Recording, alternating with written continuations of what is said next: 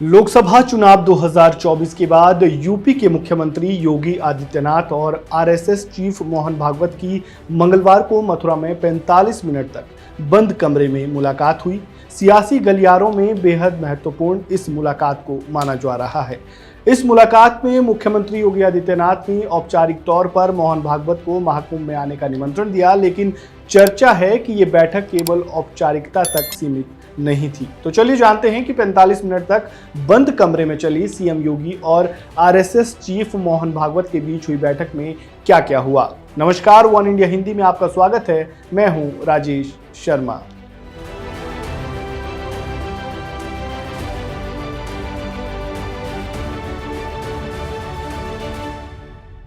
UP उपचुनाव से पहले ही मोहन भागवत और योगी आदित्यनाथ के बीच हुई बैठक को बेहद अहम माना जा रहा है।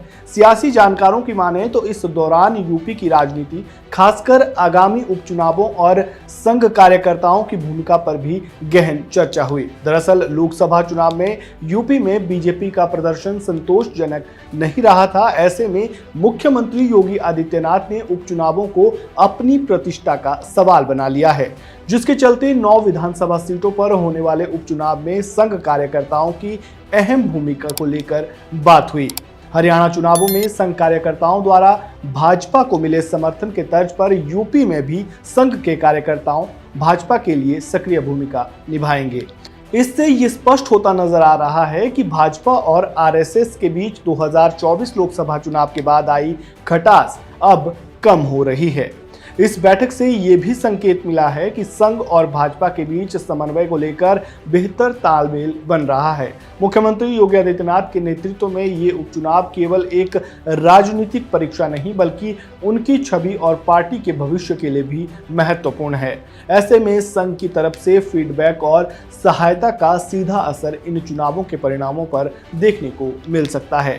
शायद यही वजह है कि योगी आदित्यनाथ और मोहन भागवत के बीच हुई बैठक के ठीक एक दिन बाद बीजेपी ने उपचुनाव के लिए अपने उम्मीदवारों की लिस्ट भी जारी कर दी।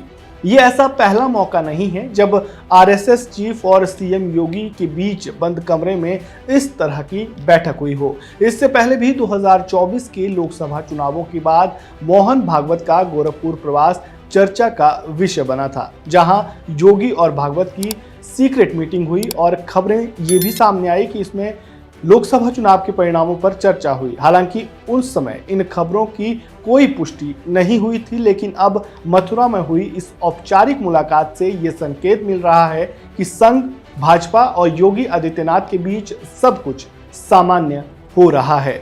वहीं बात अगर यूपी उपचुनाव की करें तो बीजेपी ने 7 उम्मीदवारों की लिस्ट जारी कर दी है। बीजेपी ने यूपी की कुंद्रकी से रामबीर सिंह ठाकुर, गाजियाबाद से संजीव शर्मा, खैर से सुरेंद्र दलेर, करहल से अनुजेश यादव, फूलपुर से दीपक पटेल, कटेहरी से धर्मराज निषाद और मझवा से सुचिस्मिता मौर्य को टिकट दिया है। इनमें मुरादाबाद की कुंद्रकी सीट भाजपा के लिए खास तौर पर कठिन मानी जा रही है। 2022 के विधानसभा चुनाव में भी सपा उम्मीदवार यहां से जीता था।